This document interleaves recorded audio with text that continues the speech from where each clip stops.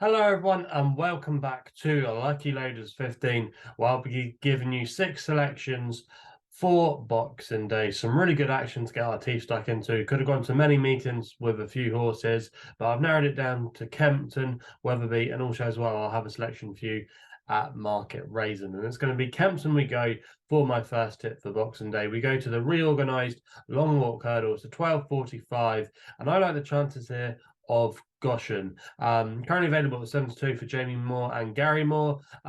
Goshen, we know a lot about him now, don't we? We know that when he's in the mood, he is a very, very good horse. When he's not, he often flops, and sometimes he can even find himself being pulled up. We never know what kind of Goshen we're going to get, but I just think on Boxing Day, he might get his day in the sun and win a Grade 1. I just think this is a really weak race. Champ, Paisley Park have been around for a while now. I have my slight concerns about both of them at this track. I'm not sure Paisley will find the nature of the track to his advantage. I think Champ as well. I'm just not sure about him over this kind of track. But Goshen, if he goes forward and gets an easy lead, he just might take a lot of pegging back. We know that when he goes right-handed on flat tracks, this is normally his cup of tea. He's got an excellent record going this way around. Thought he was pretty good last time out when he won the Ascot Hurdle back in November. I just think, like I say, this could be his day in sun. I think he could have a bit more to come over this trip. I think he'll get it, no problem at all. I just think, yeah, I think there's a lot to like about his chances, but we'll know probably early on if we're onto a winner or not with Goshen. If he can get into the lead early on and stay there throughout, and not really get pestered on the front end of things. I know he's got Not So Sleepy in there, which might just set him up, but if he can get there and get to the front, I just think, like I say, he could take all the beating here. And 7-2, I don't think that's a bad price to find out. If he was maybe around about the 2-1 mark, I probably wouldn't get stuck into him. But I think Goshen, he was slightly bigger. There could be fours out there with some firms, but generally he was 7-2, 10-3 across the board. If you can get that kind of price, I think that's a fair one there. And I think he might be able to upset the main two in the market. Don't like Miranda either for the race, I should say. I just think up against the boys, I think she could just struggle here. So, yeah, that's my first tip, and it's going to be my next best of the day. In fact, we then go to my nap. Not an original selection at all, but I thought 13-8 about McFabulous was actually not a bad price at all for Harry Cobden and Paul Nicholls. Paul Nicholls has won this race on many occasions over the years, obviously named after his beloved Quarto star. But McFabulous, I think he's improving with each start he's having over fences. I like the way he beat Time Hill last time at Newbury. Thought he was really impressive. I think he'll maintain the form here. Time for that, he won at Exeter quite nicely. I just think this has probably been his big season target all along. He's got a good record at Kempton, won at the track a couple of times in his career over hurdles. Yes, he is an 8-year-old going chasing, but I didn't think this was a particularly strong race. I'm not keen on Jelena Bello.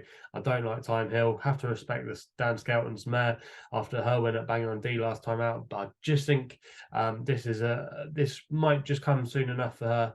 I think she might struggle at this kind of company, but why not? We know that Dan Skelton's very capable at getting these kind of horses to do well in this company. But for me, I just got my doubts about it, and that's probably why McFabulous has been pushed out a little bit to 13-8. I just think that's a bit of a silly price there. I think personally he could even be nearly an even money shot. So if you can still get the 13-8 at the current time recording, I think that's not a bad price there at all. And yeah, he's probably one of my strongest fancies on Boxing Day. We then go to Weatherby for the Roland Merrick Chase, race that I always like having a look at every year. Had the winner last year with Good Boy Bobby, and I'm hoping we can do the same here with Into Overdrive for Jamie Hamilton and Mark Wolford. Currently available at 5-1. This one has been well supported over the last couple of days. This horse, last time we saw him finish second in the rehearsal chase behind on press at Newcastle. I thought it was a really good run. He kept finding, he was battling all the way. I know it was a comfortable win for Long Press, but at the end of the day, he could be a Cheltenham Gold Cup horse at the end of the season. So, yeah, I think that was a good run by Into Overdrive. He's got course form as well. He won 2 starts ago. He'd probably be ridden prominently as well, which is a tactic I quite like at Weatherby. It can be quite hard to make up ground coming off those fences. I think 5-1 is quite a fair price, and I think he could potentially go off maybe about 10-3, 7-2 on the day. Obviously, you have to respect Chamblou, but I think people hanging on to that form where he looked like he was going to piss up in the Charlie Hall a couple of years ago when he fell. I think it was like 3 out. yeah, if he's anywhere near that form, 148 looks a very workable mark. But I think it says a lot that Harry Skelton has gone down to Kempton and is not here riding Chamblue. If they really fancy Chamblue, I think he'd be riding here, and they've not even gone for like Bridget Andrews. So Sean Quinlan takes a ride, obviously a good jockey, but wouldn't know the horse that well. So is a little bit concerned there. So I do think into Overdrive. I mean, he's young. I think he's progressive. He gets a lot of weight from his rivals. Ground should be fine. Track should be fine. Could be a bit more to come. I think there's a lot to like about him, and that's why he's going to be one of my tips for Boxing Day.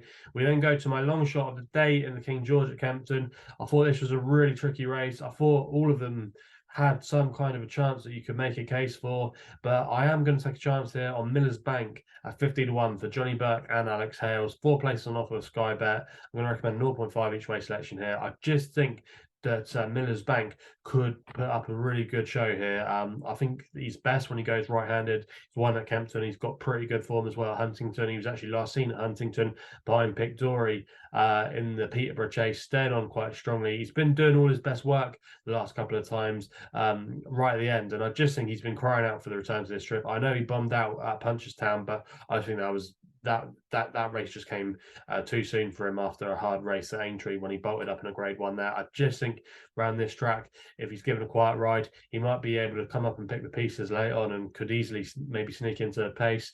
Obviously, you've got the likes of Long Press. Brave Man's Game is probably the one I would favour out of the two, but you just don't know.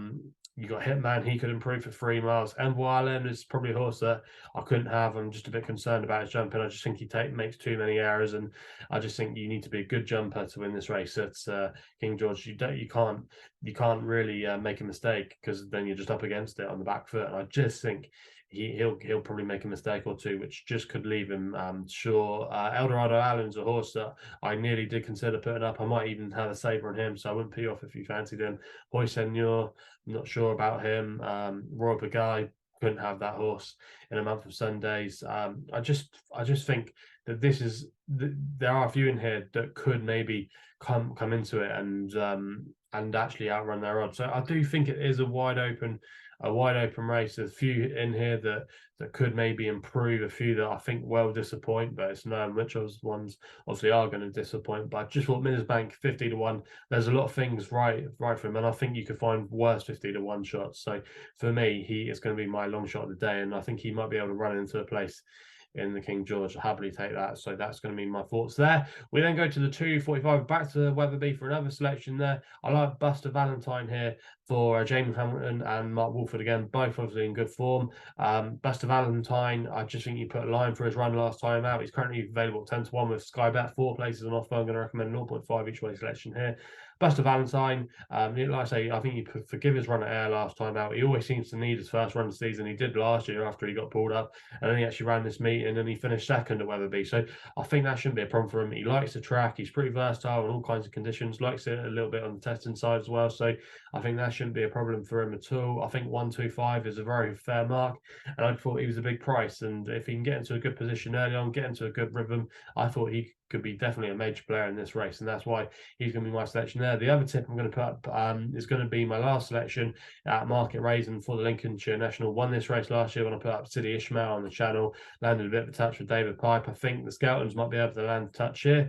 This horse, Jet Plane, I'm putting up here for Bridget Andrews and Dan Skelton, was a really good winner last time out at Hereford. Absolutely bolted up, was put up £14 for that effort, and I think ever since then Dan Skelton's had this race at the back of his mind. We know what a shrewd trainer he is. He's looking to close the gap on the trainer's title with Paul Nicholls. Going to be a big few days for him, I think, if he is going to make a claim in that championship. But Jet Plane, like I say, he was an impressive winner last time out. A young horse, he's still a novice.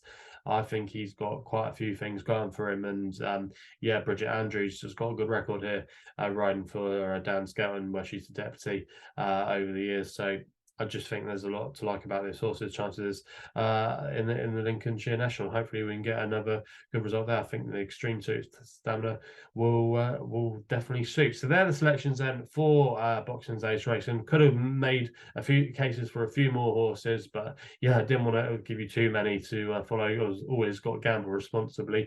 But yeah, that's it then for this video. I'll try and do a few more videos over the Christmas period. Obviously, busy time of year. Don't know when I'm going to be able to record, but I will keep you posted posted on social media feed where I'm available on Twitter, also as well available on Instagram.